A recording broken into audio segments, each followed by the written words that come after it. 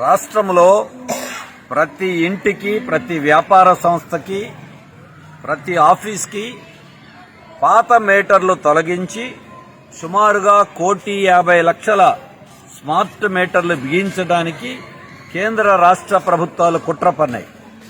దీనికి గతంలో ఉన్న వైసీపీ ప్రభుత్వం సంతకాలు పెట్టి టెండర్లు పిలిచింది. కూటమి ప్రభుత్వం వాటిల్ని రద్దు చేస్తాం, ప్రతిపక్షంలో ఉన్నప్పుడు మీటర్లు పెడితే పగలగొట్టండి అని పిలిపించినటువంటి వాళ్ళే వాళ్ళ మాట మార్చి గుట్టు చప్పుడు కాకుండా దశల వారీగా ఈ మీటర్లు బిగిస్తున్నారు. ముందు ఆఫీసులు పెట్టారు, మా ఆఫీసులు బిగించుకుంటే మీకేంటి అన్నారు. ఆ తర్వాత వ్యాపార సంస్థలకు పెట్టారు. ఇప్పుడు ఇళ్లకి కూడా మీటర్లు పెట్టడానికి సంసిద్ధమవుతా ఉన్నారు. ఇది అదానీ కంపెనీ మీటర్లు. అదానీ కంపెనీకి మేలు చేయటం కోసం, పేదవాళ్ల మీద భారం వేయటం కోసం ఈ మీటర్లు పెడుతున్నారు. గుంటూరు నగరంలో సుందరయ్య నగర్లో 16 ఇళ్లకి ఒక 15 రోజుల క్రితం ఎవ్వరికీ ఏమీ చెప్పకుండా గుట్టు చప్పుడు కాకుండా మీటర్లు మార్చి కొత్త మీటర్లు పెట్టేశారు. ప్రజలకు తెలియదు, ఏదో మీటర్ మారుస్తున్నారు అనుకున్నారు. ఈ విషయం తెలుసుకున్న స్థానికులు, సిపిఎం నాయకులు దీని మీద ఆందోళన చేశారు. చివరికి ఎట్టకేలకి ఇవాళ ఆ మీటర్లను తొలగించారు. ఇది ప్రజా విజయం. ప్రజలు ప్రతిఘటిస్తే మీటర్లు ఆపొచ్చు, పెట్టిన మీటర్లు కూడా తొలగించేటట్టుగా పోరాటం చేయొచ్చు. ఈ మీటర్ల వల్ల చాలా ప్రమాదం ఉంది. ఇది స్మార్ట్ మీటర్ కాదు, ఇది స్మార్ట్ దోపిడీ. ప్రీపెయిడ్ మీటర్, ఫోన్లో బ్యాలెన్స్ చేయించుకున్నట్టుగా కరెంటు కూడా బ్యాలెన్స్ చేయించుకోవాలి. ఎందుకు ఈ విధానం?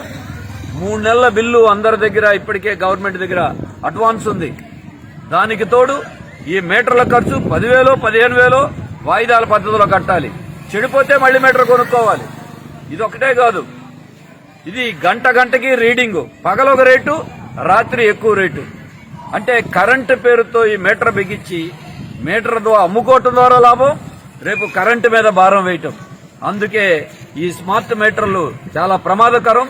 ప్రజలందరూ కూడా గుంటూరులో వ్యతిరేకించినట్టే అన్ని చోట్ల వ్యతిరేకించి ఎదుర్కొంటే ప్రభుత్వం వెనక్కి తగ్గుతుంది.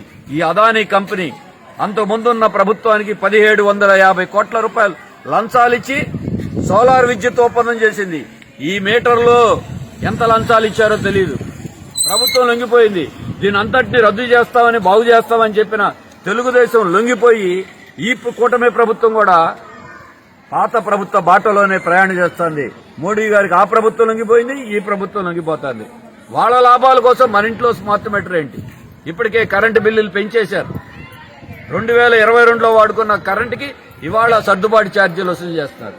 మళ్లీ జనవరి నెల బిల్లు మళ్లీ పెరగబోతా ఉంది. ఇది సుమారుగా 15,000 కోట్ల రూపాయల పైన ఇది 6 నెలల్లో భారం వేశారు. ఈ మీటర్ల వల్ల ఇంకో 15,000 కోట్ల రూపాయల భారం. ఇలా భారాల మీద భారాలేసి ఏ గవర్నమెంట్ అయినా బాధుడు, నాయకులు మారుతున్నారు, ప్రభుత్వాలు మారుతున్నారు, బాధుడు మాత్రం ఆగట్లేదు. అందుకే సిపిఎం ఈ స్మార్ట్ మీటర్లకు వ్యతిరేకంగా, సర్దుబాటు ఛార్జీలకు వ్యతిరేకంగా పోరాడుతున్నాం. ఈ మీటర్ల మీద ఎక్కడ పెట్టినా ప్రజలు తిరగబడండి, వ్యతిరేకించండి, నాయకుల్ని నిలదీయండి, అడ్డుకోండి అని మేము పిలుపునిస్తా ఉన్నాం.